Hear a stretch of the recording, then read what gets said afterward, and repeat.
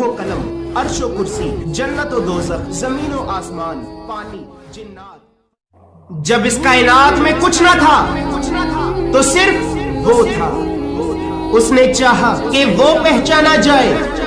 تو اس نے اپنے نور سے ایک نور کو تخلیق کیا، اور وہ نور اللہ کے عرش پہ چمکنے لگا، اور وہ نور 4,24,000 سال تک اللہ کے عرش پہ اللہ کا ذکر کرتا رہا۔ بس جیسے ہی 4,24,000 سال کے بعد اللہ نے اس نور کو اپنا ذکر کرتے ہوئے سنا تو اللہ اس نور کے ذکر سے اس قدر متاثر ہوا کہ پھر اللہ نے یہ ارادہ کیا کہ یہ میرا ایک خاص نور ہے اور اسے ایک خاص مقام پہ رہ کے میری تسبیح اور میرا ذکر کرنا چاہیے۔ بس اللہ کا یہ کہنا ہی تھا تو اللہ کے حکم سے اس نور کی عبادت کی جگہ کے لیے 12 حجابوں کو وجود میں لایا گیا، اور یہ نور ان حجابوں میں جا کر اللہ کی خدائی کا اقرار کر کے اللہ کا ذکر کرنے لگا۔ اس نور کی تخلیق سے 4,24,000 سال کے بعد اللہ نے جن 12 حجابوں کو وجود میں لایا تھا تو ان حجابوں کے نام حجاب قدرت، حجاب عظمت، حجاب منت،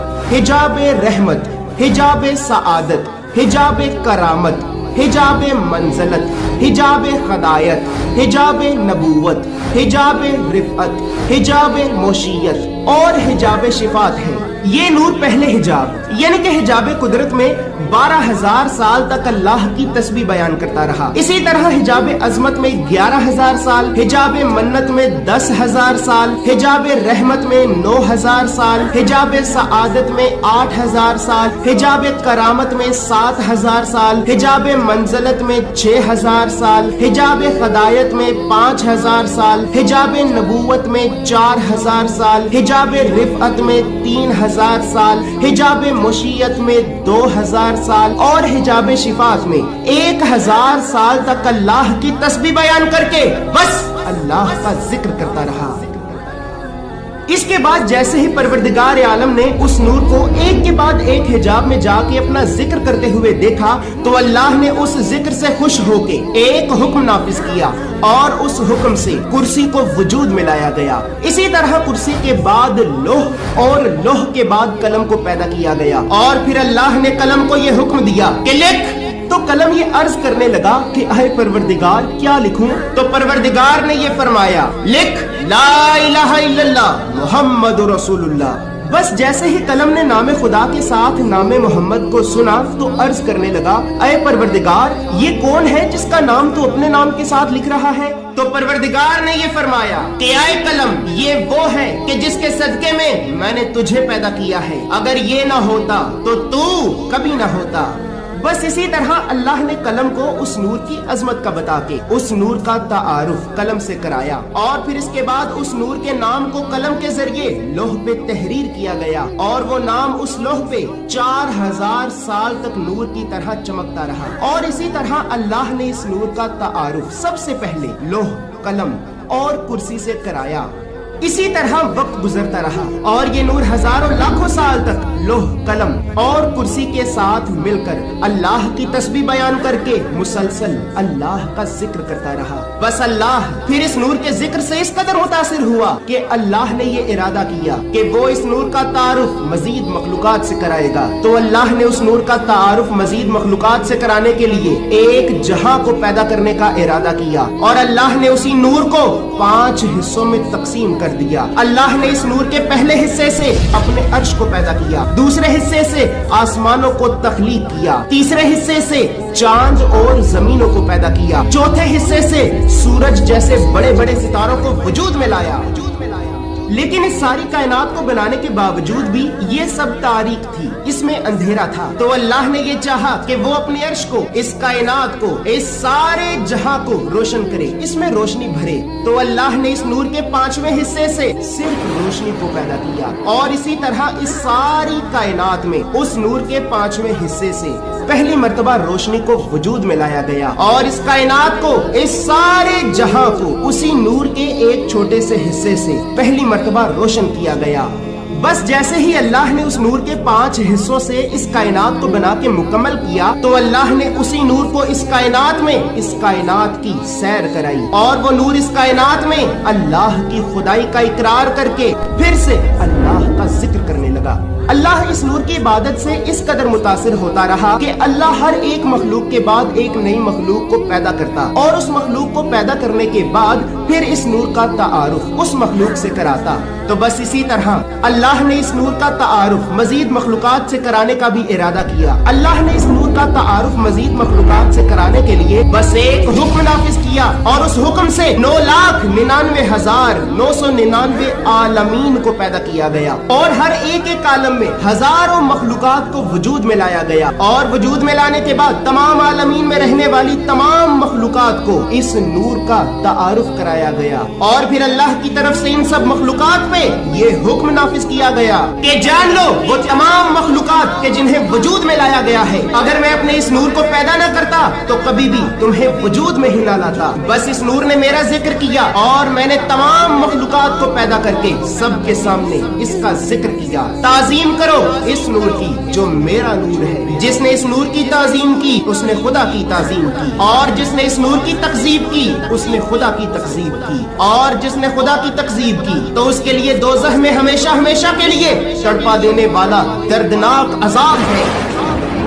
بس اسی طرح وہ نور اللہ کا ذکر کرتا رہا، اور اللہ ہر بار ایک نئی مخلوق کو پیدا کر کے اس نور کا ذکر کرتا رہا۔ اللہ نے اپنے اس نور کا تعارف لوح و قلم، عرش و کرسی، جنت و دوزخ، زمین و آسمان، پانی، جنات، فرشتے اور 9,99,999 عالمین میں جو جو مخلوقات تھیں ان سب مخلوقات سے اپنے اس نور کا تعارف کرایا۔ بس جس مخلوق نے اس نور کی تعظیم کی تو خدا نے اس تعظیم کے بدلے میں اسے اس کی جزا دی، اور جس نے اس نور کی تکذیب کی تو خدا نے اس تکذیب کے بدلے میں اسے اس کی سزا دی۔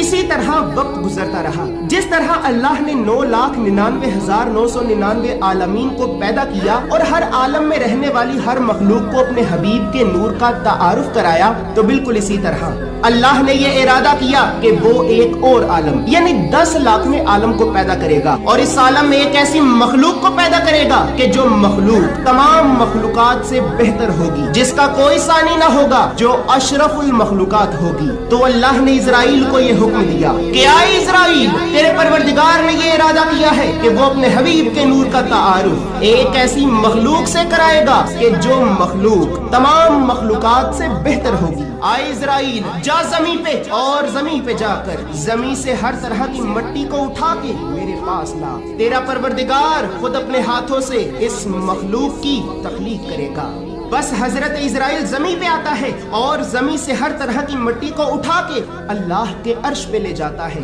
اور پھر اللہ خود اپنے ہاتھوں سے اس مٹی سے ایک پتلا بناتا ہے، اور وہ پتلا ہزاروں سال تک اللہ کے عرش پہ مٹی کے گارے کی مانند بے جان پڑا رہتا ہے۔ بس اتنی دیر میں پروردگار عالم عالم ارواح کو قائم کرتا ہے، اور عالم ارواح میں تمام روحوں سے یہ وعدہ لیتا ہے کہ اے تمام روحوں، کیا تم مجھ پہ ایمان لاتی ہو کہ میں ہی تمہارا خدا ہوں، اور کیا میں ہی تمام زمین و آسمان کا خالق و مالک و رازق ہوں، اور کیا میں ہی تمہارا رب العالمین ہوں، پروردگار عالم ہوں، اور تمام عالمین کا رب ہوں؟ تو تمام روحوں نے کہا، لیکن سب سے پہلے اس نور نے کہا، بے شک میرے پروردگار، تو ہی ہے تمام زمین و آسمان کا خالق و مالک و رازق، تو ہی ہے تمام عالمین کو پالنے والا، تمام تعریفیں صرف تیری ذات کے لیے، اور بے شک تو ہی ہے تمام عالمین کا پروردگار عالم۔ تو پھر پروردگار عالم نے اس نور سے یہ فرمایا، بے شک اے میرے حبیب، تو ہی ہے میرا نور، تو میری بہترین مخلوق، تو میرا برگزیدہ، اور تو ہی میرا محبوب، اگر تو نہ ہوتا تو کچھ نہ ہوتا۔ بس اسی طرح پروردگار عالم عالم ارواح میں بھی تمام روحوں کے سامنے اس نور کی تعریفیں بیان کرتا ہے، اور تعریفیں بیان کرنے کے بعد سب کے سامنے اسی وقت 1,24,000 پیغمبروں کی روحوں سے اپنے اس نور کی نبوت کی گواہی کا وعدہ لیتا ہے، اور پھر تمام روحیں اس نور کی نبوت کی گواہی کا اقرار کرتی ہیں، اور پھر وہ نور اللہ کے حکم سے جنت کے 20 دریاؤں اور 12 چشموں کے پانی میں غوطہ لیتا ہے۔ جیسے ہی وہ نور جنت کے دریاؤں اور چشموں میں پانی میں غوطہ غذا لینے کے بعد باہر نکلتا ہے تو باہر نکلنے کے بعد اس نور سے 1,24,000 پانی کے قطرے ٹپکتے ہیں۔ تو بس اللہ آنے والی نئی مخلوق کو اس نور کی عزت و عظمت کا بتانے کے لیے اس نور سے ٹپکتے ہوئے پانی کے 1,24,000 قطروں سے 1,24,000 پیغمبروں کی تخلیق کا ارادہ کرتا ہے، اور زمانے کو یہ بتاتا ہے کہ اگر اس نور سے ٹپکتے ہوئے صرف ایک قطرے کا اتنا مقام ہے تو پھر خود اس نور کا کیا مقام ہوگا۔ اسی طرح اس کے بعد وہ نور 72,000 سال تک ایک ہی جگہ پہ اللہ کا ذکر کرتا رہا۔ اسی طرح اس کے بعد 70,000 سال تک جنت میں، 70,000 سال تک سدرۃ المنتہا میں، اور پھر وہ نور ہزاروں سال تک ساتوں آسمانوں میں ایک کے بعد ایک جگہ پہ جا کے اللہ کی تسبیح بیان کر کے بس اللہ کا ذکر کرتا رہا۔ اس کے بعد اللہ نے آدم کے جسم کو مکمل کر کے اس میں اپنی روح پھونکنے کا ارادہ کیا، تو وہ روح آدم کے جسم میں آدم کے ساتھ ہی 600 سال تک ایک ہی جگہ پہ لیٹی رہی۔ جیسے ہی آدم کا جسم اور آدم کی روح 600 سال کے بعد ایک دوسرے سے مکمل طور پر آپس میں مل گئے، تو آپس میں ملنے کے بعد اللہ نے آدم کے صلب میں اس نور کو پوشیدہ کر دیا، اور وہ نور آدم کے جسم میں اللہ کی تسبیح اور اللہ کا ذکر کرنے لگا۔ جیسے ہی آدم نے اپنے جسم سے اللہ کا یہ ذکر سنا تو آدم نے اللہ سے اس ذکر کے بارے میں سوال کیا، تو پھر اللہ نے آدم کو یہ بتایا کہ اے آدم، میں نے تیرے صلب میں اس نور کو رکھا ہے کہ جس نور کے لیے میں نے عرش و کرسی، لوح و قلم، جنت و دوزخ اور تمام زمین و آسمان کو تخلیق کیا ہے۔ اے آدم، یہ وہ نور ہے کہ جس نور کے ذرے کے صدقے میں میں نے تجھ سے بھی پہلے 9,99,999 عالمین کو وجود میں لایا۔ بس اسی طرح تیرے پروردگار نے اب یہ ارادہ کیا ہے کہ وہ ایک اور عالم کو پیدا کرے گا، اور اس عالم میں تو اس کی بہترین مخلوق ہوگا، تیرا کوئی ثانی نہ ہوگا، تو اشرف المخلوقات ہوگا، اور پھر تیرا پروردگار تیرے ذریعے زمانے کو اپنے حبیب کا تعارف کرائے گا۔ بس اے آدم، تیری اولاد میں جو میرے حبیب سے محبت رکھے گا میں اس سے محبت رکھوں گا، اور جو میرے حبیب سے دشمنی رکھے گا تو میں کل پروردگار عالم اس سے دشمنی رکھوں گا۔ بس اے آدم، اپنی اولاد کو میرے حبیب کی عزت و عظمت کا بتانا کہ اسی کے وسیلے سے تمہاری بخشش ہے اور اسی کے وسیلے سے ہی تمہاری نجات ہے۔ بس جس نے اس کا اقرار کیا اس نے میرا اقرار کیا، اور جس نے اس کا انکار کیا تو اس نے مجھ پروردگار عالم کا انکار کیا۔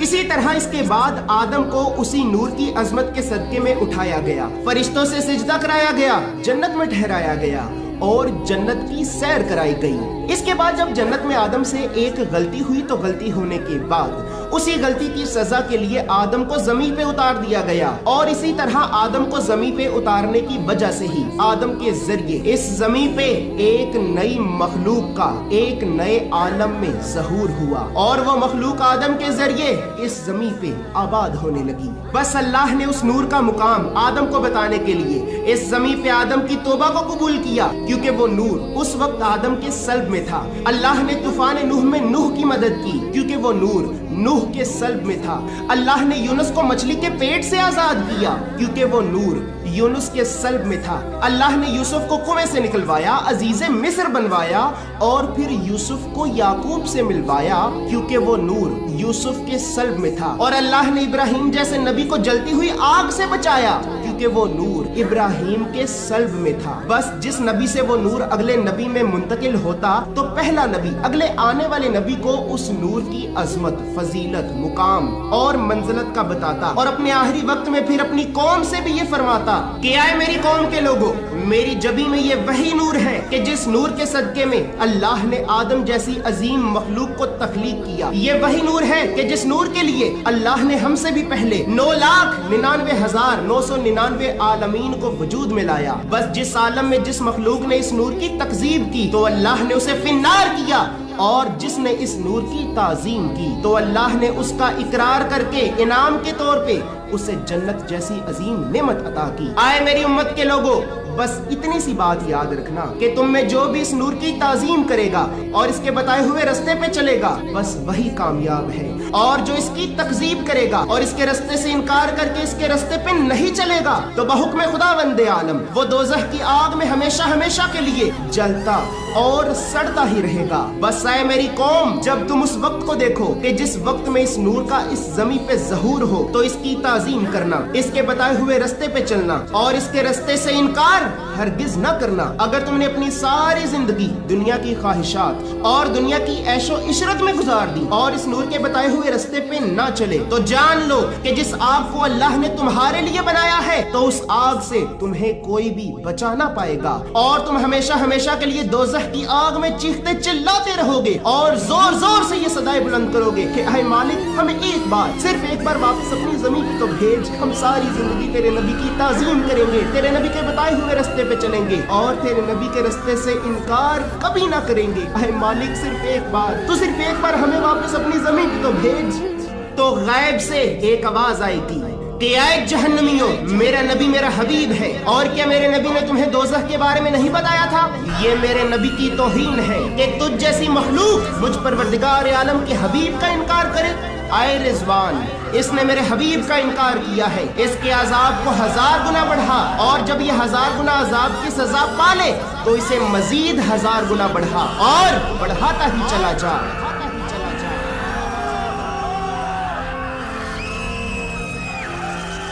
اسی طرح وہ لوگ جو اپنے دنیاوی معاملات کو اس نور کے بتائے ہوئے رستے سے زیادہ اہم جانیں گے اور ساری زندگی صرف دنیاوی معاملات اور دنیا داری میں ہی کھوئے رہیں گے تو وہ لوگ ہمیشہ ہمیشہ کے لیے دوزخ کی آگ میں جلتے اور سڑتے ہی رہیں گے۔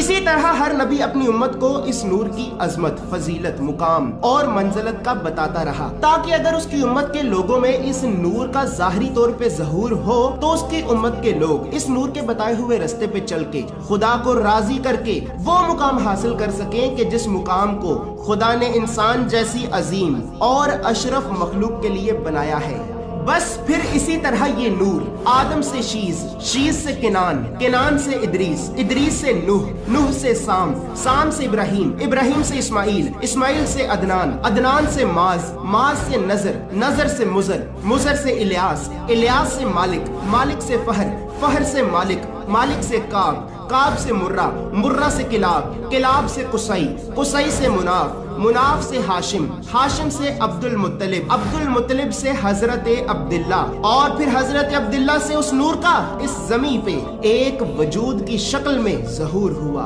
اور پھر وہ وقت آیا کہ جس وقت کے لیے اللہ نے انسان جیسی مخلوق کو پیدا کیا اور پھر اس مخلوق نے اس نور کا دیدار کیا اور پھر زمانے نے اس نور کو محمد صلی اللہ علیہ وآلہ وسلم کے نام سے پکارا۔ لا محدود درود و سلام ہو اللہ کے حبیب، اللہ کے نور، اللہ کے رسول حضرت محمد مصطفیٰ صلی اللہ علیہ وآلہ وسلم پر۔ اس میسج کو روکیے مت، آپ جب میسج روکیں گے تو انشاءاللہ آپ کو شیطان جو ہے سو روکنے کی کوشش کریں گا۔ اس کو لاحول پڑھیے اور اس میسج کو آگے بڑھائیے۔